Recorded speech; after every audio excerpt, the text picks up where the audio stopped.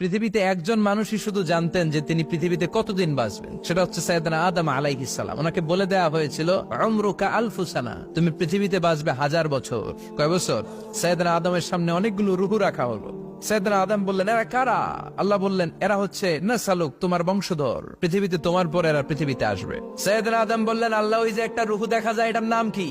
আল্লাহ বললেন, হাদা ইবনুকা দাউদ, এটা তোমার ছেলে দাউদ, সে দুনিয়াতে নবী হয়ে আসবে, তার ছেলে সুলাইমানও নবী হয়ে আসবে। সাইয়েদনা আদম বললেন, মাবুদ, আমার ছেলে দাউদের কত বছর হায়াত আপনি দিয়েছেন? আল্লাহ বললেন, 40 সানা, মাত্র 40 বছর, 4 ইয়ার্স, 40 বছর তোমার ছেলেটা বাঁচবে। ও আল্লাহ, আমি বাঁচবো কয় বছর? তুমি বাঁচবে 1000 বছর। সুবহানাল্লাহ।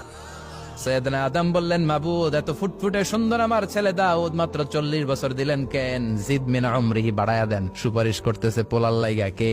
বাবা। আল্লাহ আপনি বাড়ায়া দেন, আল্লাহকে বাড়ান।